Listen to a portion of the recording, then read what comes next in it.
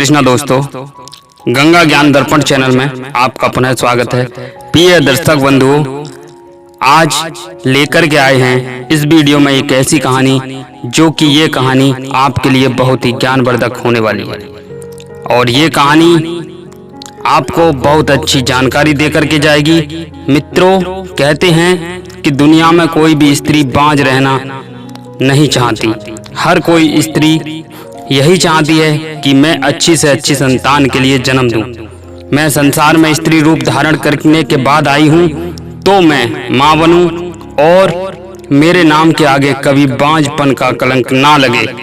हर कोई स्त्री दोस्तों यही चाहती है, क्योंकि दोस्तों बात ये सच है, जिस स्त्री के नाम के आगे बांझपन का कलंक लग जाता है तो वह स्त्री मरे के समान हो जाती है और ये समाज उसे पूर्ण रूप से स्त्री का दर्जा नहीं देता। स्त्री जब मां बनती है तभी उस स्त्री के लिए पूर्ण रूप से स्त्री का दर्जा प्राप्त होता है, क्योंकि ये समाज जो बांझ स्त्रियां होती हैं उनके दर्शन करना भी सही नहीं समझता।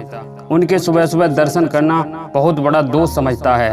तो दोस्तों, जब ये बांझ स्त्रियां ये चीज़ें अपने जीवन में देखती हैं, बांझपन का कलंक लगता है और समाज उनके लिए और दृष्टि से देखता है, उनके दर्शन करना पसंद नहीं करता, तो उन स्त्रियों के लिए बहुत बड़ा दुख होता है, क्योंकि वो स्त्री ना तो इस समाज में जी सकती हैं और ना ही मर सकती हैं। तो दोस्तों, हर स्त्री चाहती है कि मैं माँ बनूं और अच्छी से अच्छी संतान के लिए जन्म दूं।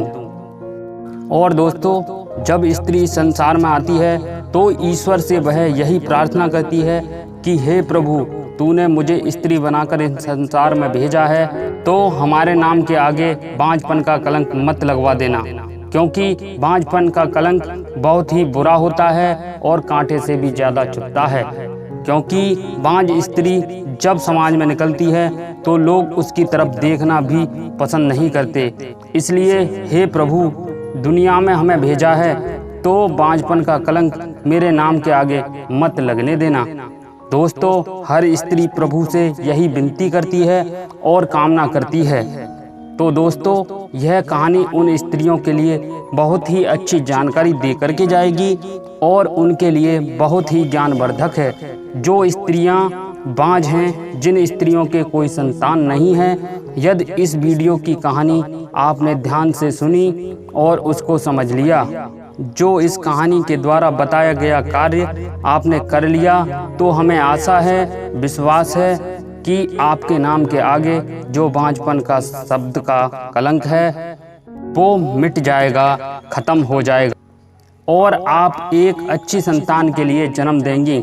आप इस दुनिया में बांझ बन के नहीं रहेंगी, यही हमें उम्मीद है। इसलिए दर्शकों, आपसे निवेदन है कि आप हमारी इस कहानी को ध्यान से सुनेंगे और समझेंगे। ये कहानी आपके लिए बहुत अच्छी जानकारी देगी। दोस्तों, कहानी शुरू करने से पहले प्रिय बंधुओं, आपसे निवेदन करते हैं, अगर आप हमारे चैनल पर नए दर्शक बंधु बन करके आए हैं, आपने अभी तक हमारा चैनल सब्सक्राइब नहीं किया है, तो आपसे निवेदन है कि आप हमारे चैनल को सब्सक्राइब कर दें और बेल आइकन घंटी को भी दबा दें। दोस्तों, ज़्यादा समय न लेते हुए चलते हैं कहानी की ओर। दोस्तों, बात उस समय की है, पूर्व काल में समस्त राक्षसों का वध हो गया और श्री राम लंका से लौटकर गंधमादन पर्वत पर आ गए। तब पवन पुत्र हनुमान जी ने सब लोगों का उद्धार करने के लिए अपने नाम से एक उत्तम तीर्थ का निर्माण किया, जो सब तीर्थों में उत्तम है। कहते हैं उसमें स्नान करने से मनुष्य सनातन लोक को प्राप्त होते हैं। तो दोस्तों, उसी समय पूर्व काल में धर्मशंख नाम के प्रसिद्ध राजा राज करते थे। वे शत्रु विजयी, परम धार्मिक, प्रजापालन परायण तथा नीतिमान थे। उनके 100 प्रतिव्रता स्त्रियां थीं। उन्होंने 100 विवाह किए थे। उनकी 100 पत्नियां थीं। दोस्तों, किंतु उनके कोई वंश की वृद्धि करने वाला पुत्र नहीं हुआ। तब राजाओं ने ब्राह्मणों को बुलाया, ऋषियों से कहा, हे ऋषियों, मैंने बहुत सोच समझकर विचार करके 100 स्त्रियों से विवाह किया। उन सबके साथ रहते हुए मेरी वृद्धावस्था आ गई है।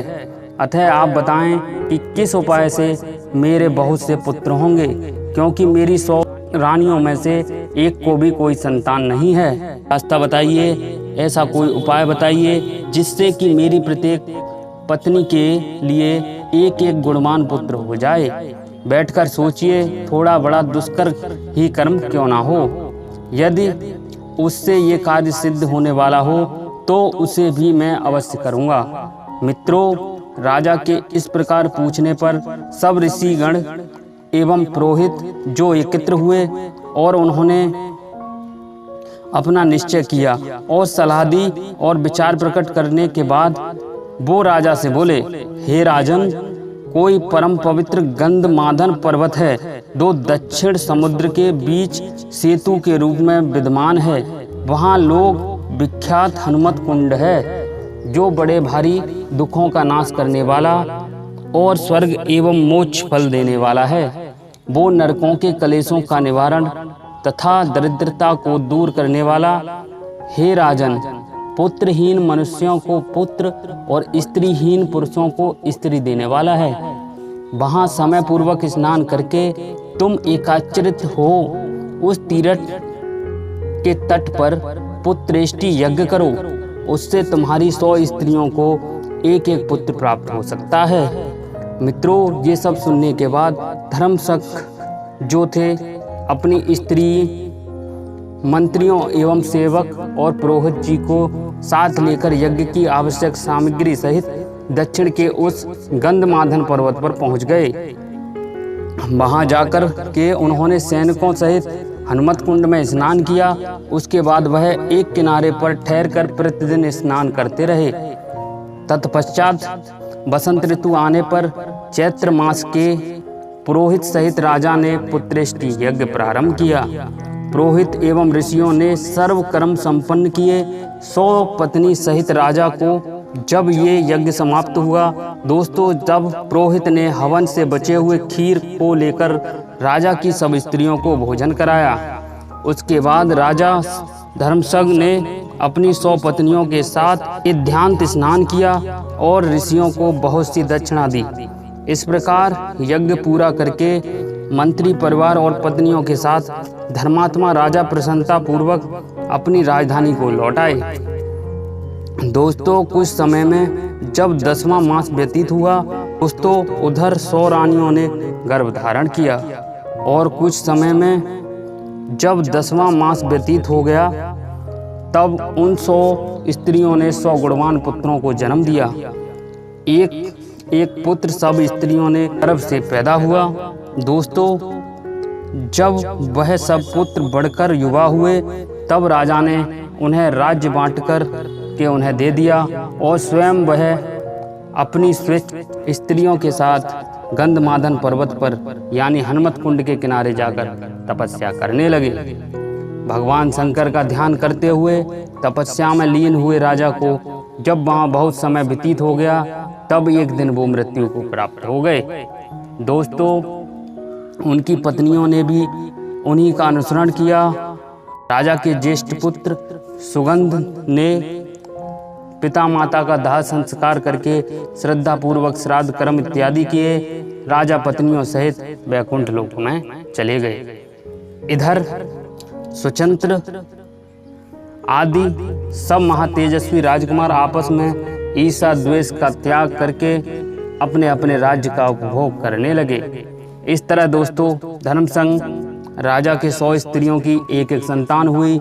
जो ऋषि एवं ब्राह्मणों ने बताया था, जो कोई जाकर गंधमादन पर्वत पर हनुमत कुंड में स्नान किया और वहां 1 माह तक स्नान किया और यज्ञ किया। पुत्रेष्टि यज्ञ के बाद धर्मशग राजा के 100 स्त्रियों को प्रत्येक को एक एक पुत्र पैदा हुआ था। तो दोस्तों, ये कहानी हमारे लिए ये सीख दे करके जाती है कि जो बांझ स्त्रियां हैं, जो इस कहानी में बताए गए कार्य को करती हैं, हमें ईश्वर पर विश्वास है कि आपके गर्भ से एक अच्छी संतान जरूर पैदा होगी और जो आपके नाम के आगे बांझ शब्द है वो हमेशा के लिए हट जाएगा। दोस्तों, आज की वीडियो अब यहीं पर समाप्त करते हैं और आपको वीडियो कैसी लगी हमें कमेंट करके अवश्य बताएं। जय श्री कृष्णा दोस्तों।